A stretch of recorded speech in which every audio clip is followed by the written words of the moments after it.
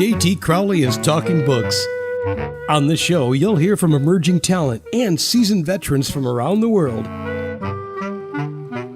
Hello, I'm JT Crowley, and I'm the host of Talking Books on Web Talk Radio. And today I am very excited to be interviewing Adrian Winney from Scotland in the United Kingdom about his amazing book, everybody. And it is a really amazing book, Tosher. And you might be wondering, where does this title come from? But we'll ask him very, very shortly. Now, the book Tosher was put out in December 2021, and it was put out with a lot of encouragement from his family, in particular Maggie, his wife, because at the time of writing it, Adrian was going through a few personal issues and a little bit of a crisis in his own life. But that, I'm very pleased to say, he's got over that, and he is encouraging and writing more and just getting on with life.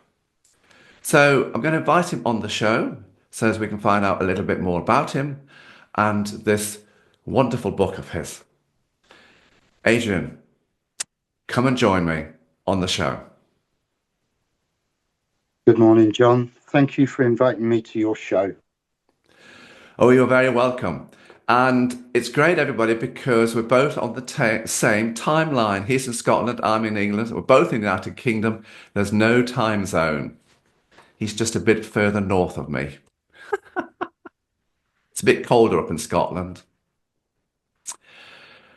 Adrian, before we start to delve into the book, would you care to tell the audience a little bit about yourself and why this book, Tosher, and what does Tosher mean? So, I was born in Lowestoft in England itself on the East Coast. My working career took me to Scotland with the Royal Air Force and then working in the oil and gas industry. Tosher, the name Tosher is an old Victorian word for a sewerman. The people who work in the sewers, they try to keep them clean, they gather materials, mend what they can and resell them. The book, I came about the book, I had a lot of ideas for a book, and I have a lot of interest in history as well, especially the 19th century. So I decided to base the book during that period. And he did, everybody. Because when we look at this book, there are 23 chapters.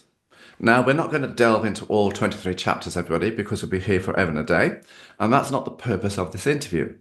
The whole idea is to give you, the audience, a brief glimpse and an insight as to what this book is about. So Adrian and I have, over the last few weeks, have been chatting, and we've decided to pick on several chapters so that you can get, as I said, a flavour, a glimpse, an insight as to what this book is about. Now, it's set in London, in the United Kingdom. It's set, the first opening scene is in 1833. And when I say set in London, it's actually, to be precise, it starts off in one of the areas of London, Holborn. And I found the opening scenes absolutely fascinating because here we've got the two main characters, Tosh and Jack Tanner. Tosh is the main character. He's a foundling. Now, I'll let Adrian explain what that is. And then we've got Jack Tanner, who takes him on right from when he found him. And in the book, Jack is referred to as Dar. And the opening scenes are the London sewers. And it starts off with Tosh is, in his early years growing up. It's about his education, his training down there. They're very, very humble beginnings, everybody. And also we're talking about his experiences upside. Now, upsiders mean when they're above the sewers, they're on the streets. That's what upside means. And we've got Tosh, he's learning to fight. He's learning about the markets at Whetstone Park, close near to Lincoln Inn Fields. And Tosh has got a brokenness. I will let Adrian explain that. So my question, Adrian, is because there's lots going on in these first two chapters, chapters 1 and 2. It's a very, very busy scenes here. Adrian, why, this story, this setting, these characters, plus the background, the setup to these two opening chapters, chapters 1 and 2?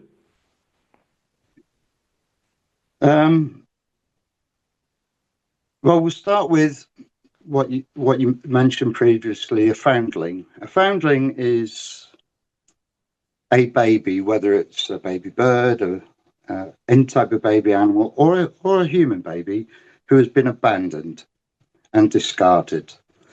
And during the 19th century, there were two options for getting rid of children without killing them. One was to send them to workhouses and orphanages. The other was just to discard them as though they were rubbish, and the sewer was the easiest place to do that.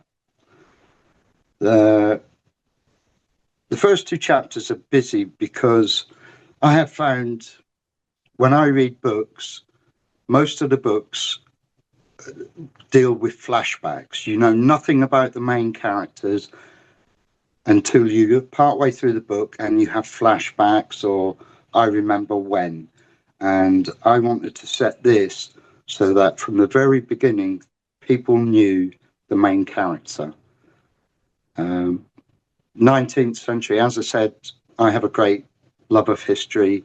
The 19th century, especially like late 18th, early 19th with the Napoleonic Wars, the war in America, and the progression of science and knowledge really began during the 19th century. The first computer was born during the 19th century, Babbage's thinking machine, and all this interests me. So I wanted my book to be based there, but I also wanted to show that people who have difficult circumstances can overcome these. And the first two chapters are about Jack, who Tosh calls Dar, through what he discovers with reading, teaching him and training him to learn more to progress himself and how to make his own life better without relying on others. Talk to me about the brokenness. What are you referring to? Tosh was born without his lower left leg. I found it hard to describe. It's where the femur ends, but before it joins the knee. That's as much of a leg as he has on the left side. And because Toshers repair things that are discarded and broken, Tosh sees himself this way, that he has been discarded because he is broken. And he wants to make himself better. Why the sewers?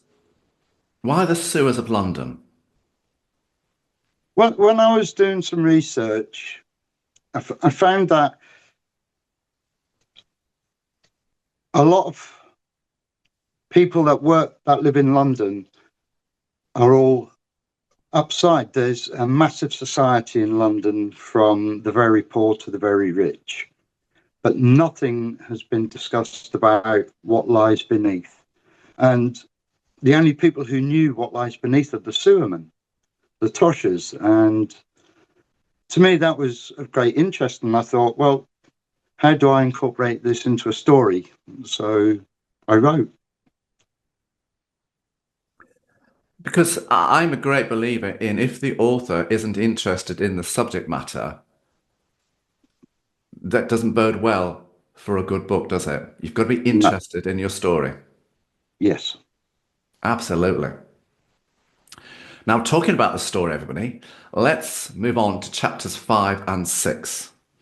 Now, I've noticed, Adrian, you don't give your chapters, subtitles, headings, which I love subtitles and headings for the chapters because it hints at what I can expect to see in that chapter. So I'm just curious to see as to why you chose not to do that. But these chapters, so in chapter 5, now Tosh gets a fright here, everybody, and something has happened to Dar, Jack Tanner. And we've also got things are about to change. Now, I think, Adrian, you are starting to ratcheting up the storyline. You're turning the heat up here for the reader as you start to get them to be engaged in your book. We've got a robbery, everybody. Jack and friends, there's a fight around St. Paul's area in London. And in chapter 6, surprise, surprise, everybody, Jack's death. Ooh, why is he killing off a character in such an early part of the book? So, Adrian, could you tell the audience without giving too much away here where you're taking them? And am I right that this is you turning up the heat to get the storyline really going? Yes, because in the earlier chapters, what you learn about is Tosher's beginnings and his training, and learning the ability to become himself and do what he wants to do. Through some of the chapters, it seems that he is held back by Jack, because of the work that they do. There's to be no distractions, because working in the sewers obviously is an extremely dangerous occupation. You have the gases down there that can cause death quite severely and quite quickly. And one of those gases that's mentioned in the book is rock gas, and it's actually hydrogen sulfide. Now, hydrogen sulfide can kill with something like 100 parts per million. It's extremely dangerous if you breathe it in. So Tosh has been strengthening himself, has been making himself more of what he believes to be normal. And the start of the chapter, he gets a fright because where he lives in the sewers, there is an entryway which is hidden, and there's banging on the door, and he thinks he's been followed home. So he prepares himself, and when he opens the door, he finds Jack there, obviously in distress. So he checks to make sure Jack hasn't been followed. He secures the entry, gets Jack into safety, as he believes it, then guards while Jack sleeps. Then following that, he waits for Jack to wake and discuss what's happened to Jack. Finds out he's been injured. He finds out about Jack being called to help his friend because things have been stolen and they need to be recovered. And at that time, Tosh has found things in the sewer, and he shows these to Jack. which causes a reaction with Jack. He sends him off to get materials to help Jack's healing and to arrange a meeting. So Tosh does this when they're ready, because they don't leave the sewers during the day or return during the day to avoid being followed. They wait till the dark of night, as we like to say, around about midnight or later. And they have a habit for when it's safe for them to leave, and routines they carry out.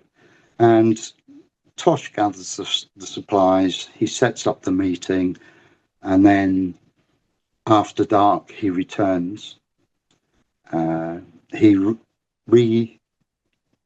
Following Jack's directions, he retreats the wounds Jack has, and Jack tells him to sleep until they're ready to leave. And when they do, they head to a place in London called the Golden Circle. Now, in the book, all the places or street names that I use, to the best of my ability, are historically correct. But their uses are, because it's a work of fiction, put to what I desire for the story. And there is a building in Golden Circle where meetings take place, and Jack has been to these meetings. And when they arrive, Jack rests, decides he needs to rest. So he tells Tosh to note everybody that enters and leaves, so that he has a full picture who is available. Now, during his upbringing, Tosh has learnt to draw, and because of his fascination with fixing himself, obviously, he draws to make designs as well. So he's become quite adept at drawing and observing, and he takes drawings of all the people that he witnesses, and he makes descriptions of these. And when Jack wakes, he tells him everything he has discovered. Jack then tells him to wait. He should be no more than an hour, and enters the building. A number of people leave, and the guards that are guarding this building speak to one of the people that leave and then enter the building. And when Jack comes out, Jack is murdered. Now, for me, I had done the background in progressing Tosh to where he needed to be with his learning, with his design. How old is Tosh at this stage? Is he 10, 11, 12? We're talking the 1840s now. Yeah. I believe he's 15. Yeah. Yeah, well, I believe it's 1840. It's 1848. Yeah, yeah. So he's a young man now. He is a young man. He's had the character building, the ability to, well, not so much the ability, is he now has the drive to do what he needs to do, as he says, fix himself. So did you kill Jack off so that it allows for Tosh to become the main character and develop further?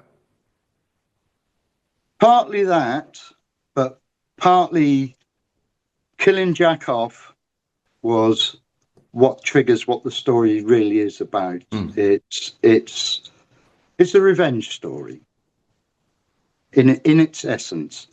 But I wanted to show that Tosh has a reason. He's not just a cold-blooded killer. He has reasons for what he does and why he does them. He does everybody. He really does. And if you want to know why he's got his revenges, what they're for, well, simply buy the book. And it's not just the revenge of Jack's death. There's somebody else's revenge later on in the book, but we're not going to go there just yet, everybody. You will start to see why the character Tosh is built by Adrian in this way. Now, I want to skip, Adrian, to chapter 11. And I'm just going to simply say to you, what's Tosh up to here? And why the storyline involving Adam and a doctor's appointment? Tell us. You've got a smile on your face. Well, in answer to one of your earlier questions, you asked about chapter titles. When I wrote the book as one complete story, no breaks whatsoever. I just wrote the book. Then I went through it and looked for natural breaks, points where I thought it was natural for this specific section to stop, and then the next, and that's how I did my chapters. And I just numbered them because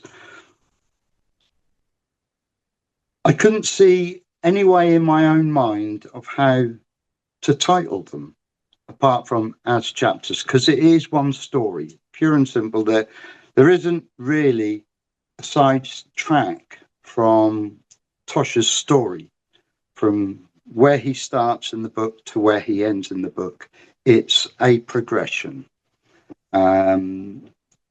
without deviations. Now, chapter 11, Adam is a blacksmith. If you've read the book, you will know this, as you have, John. I do. Jacob is a doctor. He is. And Tosh has devised how to fix his leg. And to do this, he needs both a blacksmith and a doctor. So he speaks to Adam first, and Adam introduces him to Jacob Masters, the doctor. And at first meeting, Tosh is horrified and angry because Jacob Masters is one of the pictures he drew from the day of Jack's death in Golden Circle. And so he is suspicious. But with Adam holding him, preventing him from attempting to kill Jacob and being allowed to calm down and listen to their tale, he understands that both Adam and Sam, another character, have always been Jack's friends that Tosh knew about.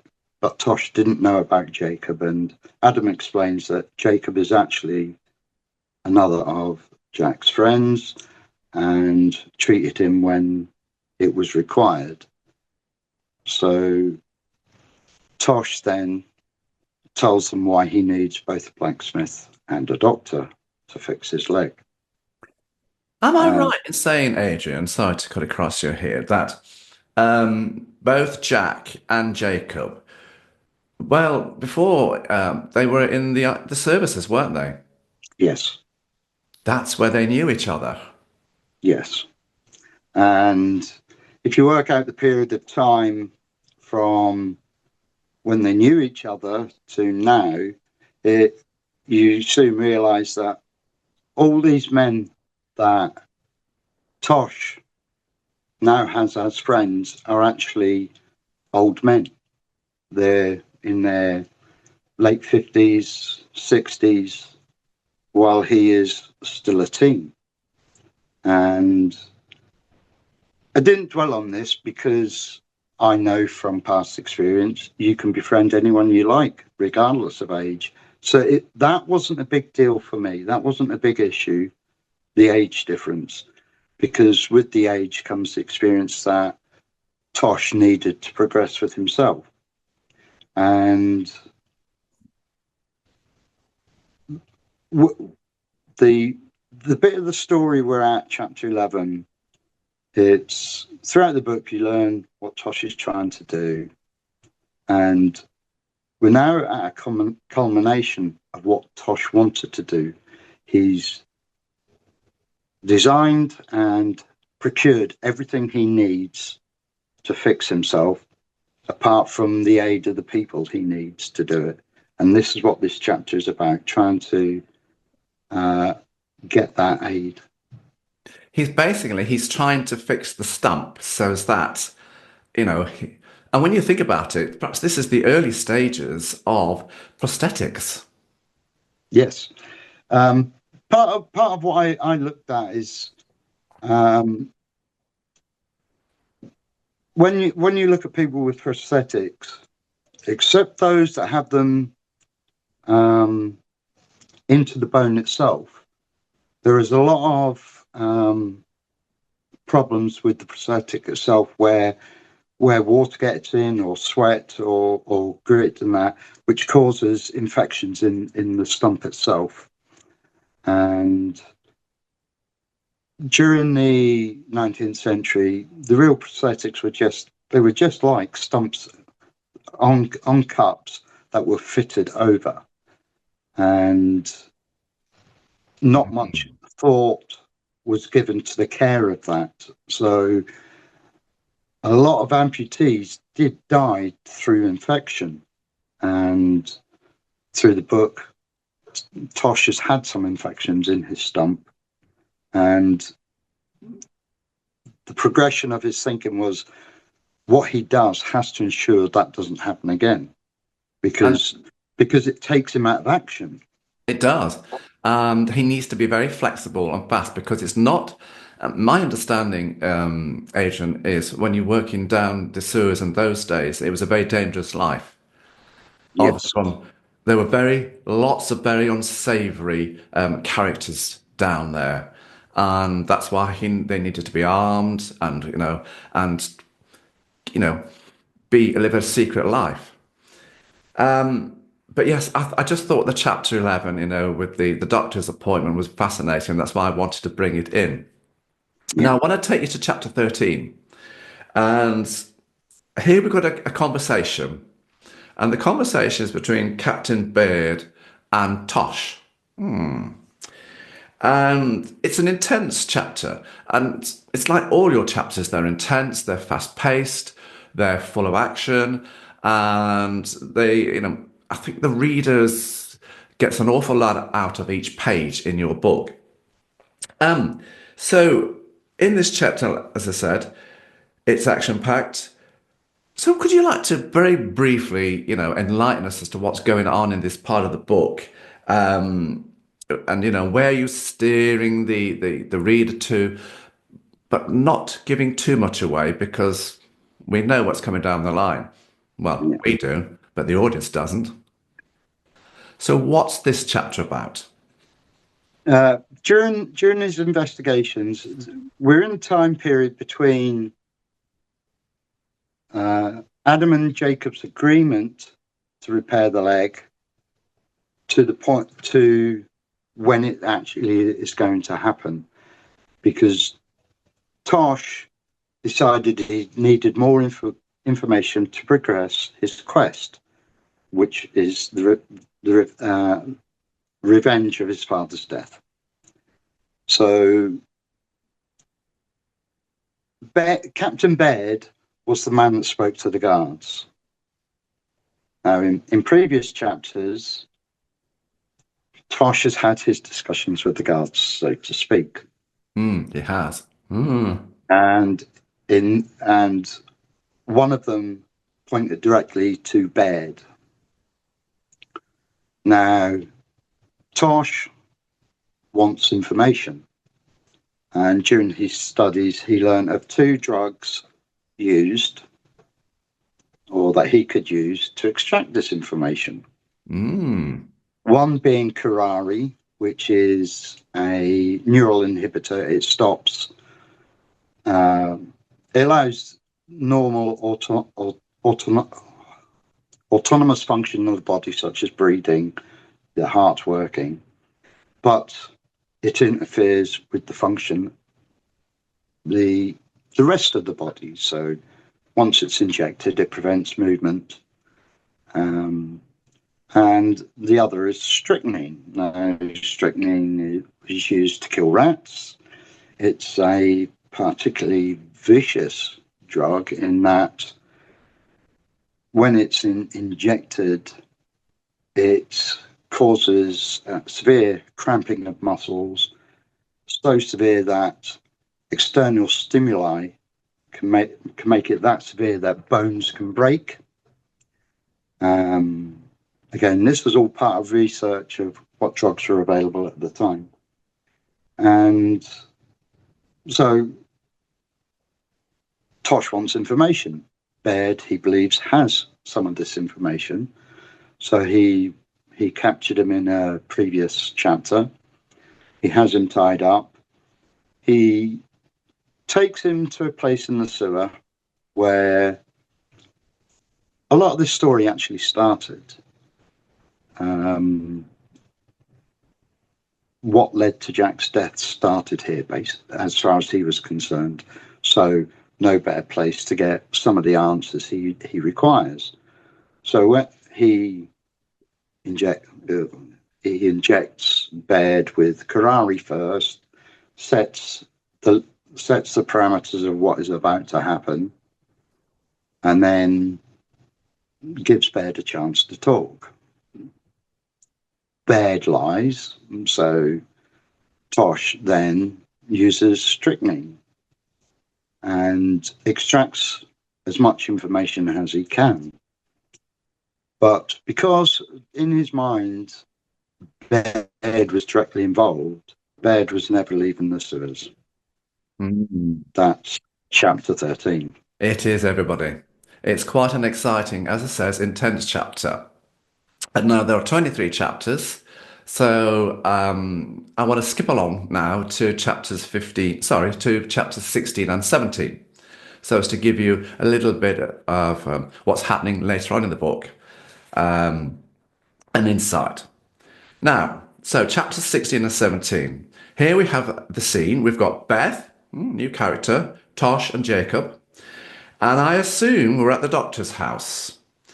And that Tosh is here as part of the process of his leg, his development of his stump, being put together. And because Tosh still thinks in his own eyes he's broken. And because Jacob's past, as we've always briefly touched upon, is very, very interesting, fascinating. And of course, for Jacob, this is a medical process that could perhaps enhance his own medical career. And then we've got Beth. She's a very interesting character. And so I get the feeling here that in this part of the book, Adrian, that Tosh is having some downtime. And, you've slowed the storyline so as to give the reader a bit of a breather. And it's more of a reflection of what's happened and why it's happened.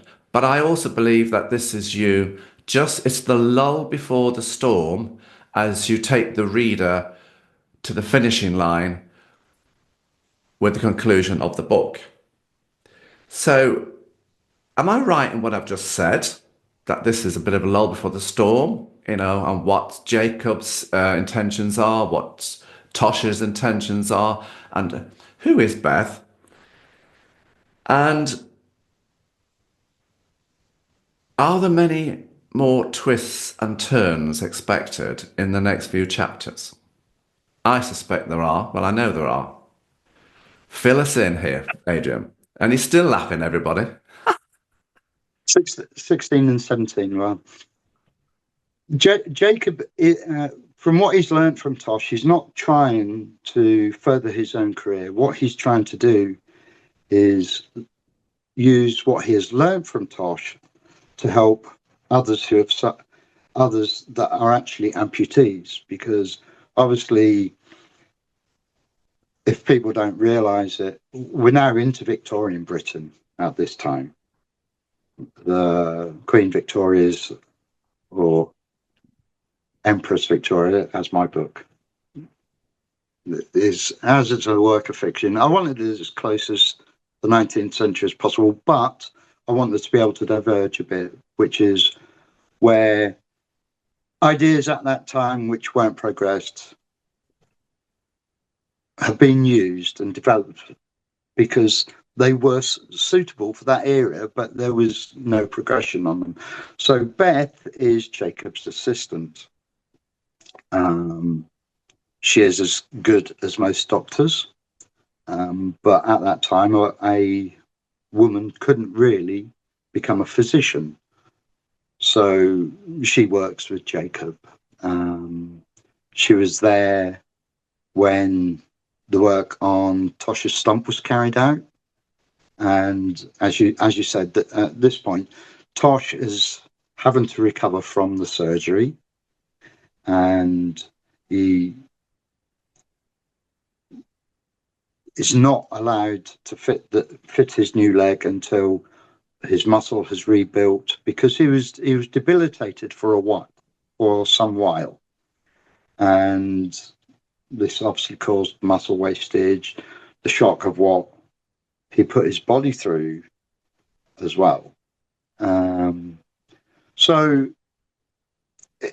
part of it is, yes, to reflect. Part of it is to allow him to strengthen his body ready for the next step, and to improve some of the skills he has actually learnt throughout his life. And Beth, yes, is interesting. She's there as a teacher for him, because he knew from early on that some disguises are simple changes and some are dramatic. So from his walk of life, one of the simple changes is making himself look even shabbier than he really is. One of the difficult ones is to make him look like a member of society, or polite society, as they called it at that time. And Beth helps him with that, with how to present himself, how to eat, and interact with people. You see that in chapter 16 and 17. Tosh is a chance for readers to reflect, to realise Tosh isn't what some people would call a cold-blooded killer. Tosh plans. If he was cold-blooded, he would be out there murdering anybody for anything. But he doesn't. He doesn't believe in hurting innocents. He believes in protecting his friends and those he considers family. And this is a chance for people to see how he interacts with others without his quest being the driving force, which is, I think, in chapter 17, he speaks with Adam, and Adam is just discovering he now is about to become a grandfather, and it's a joyous part in Adam's life, and Tosh feels some joy at that as well, because it is a change that probably to him he would never have considered seeing, with the upbringing he had, or with the birth, his own birth. His upbringing with Jack to him was magnificent. It was the best days of his life as far as he was concerned, and they were taken from him. So it's a chance for as you said, a chance for reflection. It is. It's a bit of you've slowed the storyline down. It's a reflective period, but it's the lull before the storm. And I have to say, when I look at the medley of the characters that you have created in this book, they all blend very well together. They fit like a very good jigsaw, to give the overall picture towards the end, which I think you've done a great job on. Now, when I looked, in a little more depth into the book, I thought chapter 20, now that caught my imagination, because when I interview people, I don't want to go to the end of the book because that gives it away. So I like to go somewhere towards the end of the book, so as it gives a hint as what can be expected or why certain events will take place. In chapter 20, I think that does that. It achieves that. And so here we've got the conversation between Mr. Wilden, not a nice character, and Tosh. So I'm fascinated, to please tell the audience, the listeners, what has led to this moment? What's the background to this conversation? We've got Wyndon's death, revenge for Beth. Ah. So briefly, Adrian, what's going on here? Yeah. Beth and Jacob used to provide aid to the workhouses when they were called upon.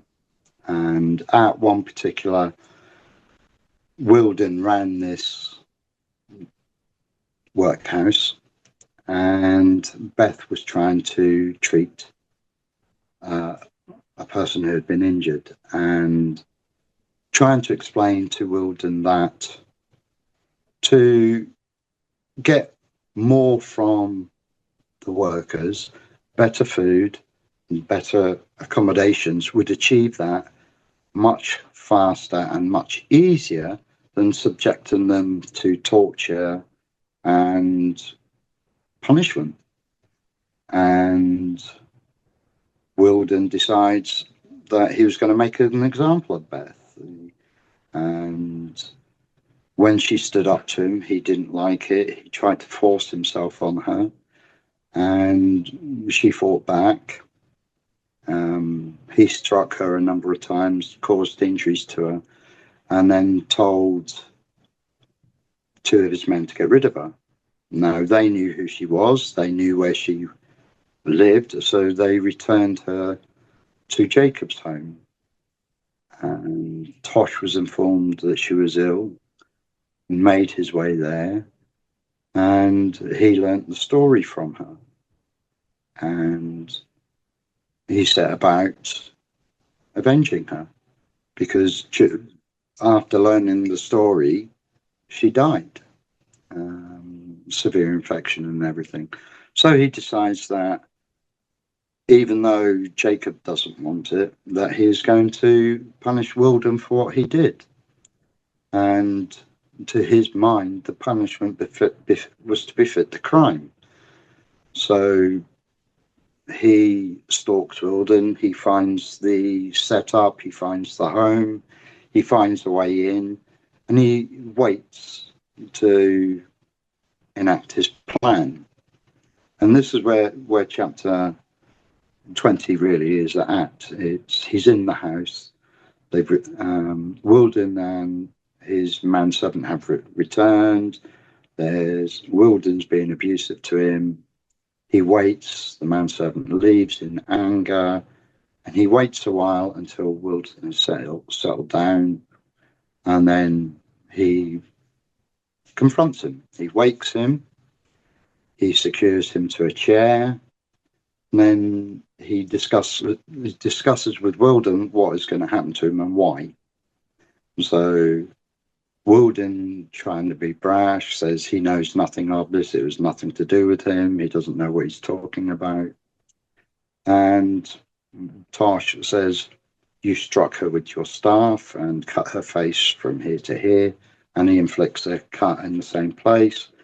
You broke her arm. He inflicts a break. And he says, and then Beth suffered through severe infection from what you did to her, died 2 days later. He says, you haven't got 2 days. You die tonight.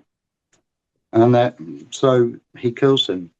But in a way, that gels with a lot of the rest of the story. If you've read it, John, you know the significance of the ring, or part of the significance. Well, as you've read the whole book, you know the significance of the ring. Yes, there is. Tosh very early on finds a jewel. And so it finishes a chapter in his life where he learnt that there were other people that he could care about. And as he cared, because to him, Beth was family, Beth was murdered. Therefore, Beth deserved justice. Mm. And part of what I was thinking when I was writing, not just Beth's tale, but the rest of the book was, yes, it's a revenge story, but it's justice, because what most people don't realize about the 19th century, it was an extremely brutal time. Justice only existed for the very rich, those that could afford the judges, the lawyers, those that could bribe the Bow Street runners, because at the time the Bow Street runners was the only sort of force in place to find out what was going on. And those that weren't the rich and upper class didn't get justice. And this is what Tosh has set out to do. He's bringing justice to those who deserve it. Because, in hindsight, when you look at the book, Tosh has had a very hard life. As a foundling, brought up in the sewers, but he really did make well for himself, considering his circumstances. And Yeah. that's where we'll leave it, everybody. If you want to know more, well, I can't be fairer. Just simply say, go and buy the book. It's beautifully written, it's intense, it's a lot of twists and turns, and it will keep you turning those pages. Believe you me. So we've only just given you a glimpse as to what this whole story is about. But Adrian, did you enjoy writing the book? Yes, I did. It was a different perspective for me, because even though I love history, when it comes to what I read myself and what I watch is based in fantasy and science fiction. For me, reading and writing has to be an escape, and what I watch has to be an escape as well.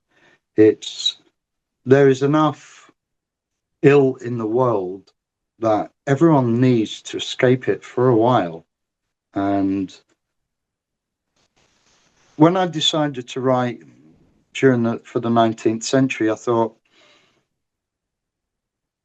as I said, I enjoy that period of time because of all the advances that actually led to what is now considered the modern world. And I wanted to set the story there because I thought, if I write science fiction, everything's been discovered. New ideas are hard to find. But when what we know to be commonplace is placed in an era that it's not commonplace, it makes it more exciting for these discoveries to actually happen. And even though I used some, what is it they call it, writers, my own imagination to place what I knew was possible now back to then. But I did research to see, would it be possible? What we know now, would it be possible then? And the joy of actually being able to say, yes, that would have been possible then. People think electricity is a modern thing. Electricity was first discovered during the 16th and 17th century, but it was never really applied. But then Volt built his machine in the early 19th century. They created the first battery. It's, yes. So you enjoyed writing it? Yeah, it was more trying to write science fiction into an historical event. And I get the impression it was a bit of a therapy for yourself to write this book. But I'm equally fascinated now. Are you going to write any more books? And is it going to be about Tosh or is it going to be about something else? I am in the process of writing a second book for Tosh. Um, and I have so many ideas. I have to write them down, or my mind becomes cluttered and things get mixed up and make no sense. So I have ideas for a couple of science fiction books. One is pure science fiction, space and things, and one is post-apocalyptic, but not zombies. Yes, some of the zombie stories I've seen are entertaining. They are escapism, but they've been so done to, pardon the pun, to the death, that it's like you're rehashing the same story with no changes, and it becomes boring. So I wanted a post-apocalyptic story that has nothing like that in it. But So there you go, everyone. He's got some more books to write about. And we might get another Tosh out of it. Where can people get your book from? Primarily, it's on Amazon. It's available on Amazon, both as a soft cover and Kindle. And on your publisher's webpage as well? Yes, Author House sell it, and I can't remember the name of the other, Barnes and Noble as well. There you go, everybody. A fascinating story about a young lad in the 1800s in London, in the UK, down the sewers. A book about revenge, a book about history, a book about a whole host of things with characters that are wonderfully created and knit so well together to form a fabulous jigsaw to give this great image of what this book is about. So I simply say to Adrian, thank you very much for coming on my show, and I hope to see you again to talk to you about other books. Adrian Winney, everybody. Thank you, John. Thank you, everybody.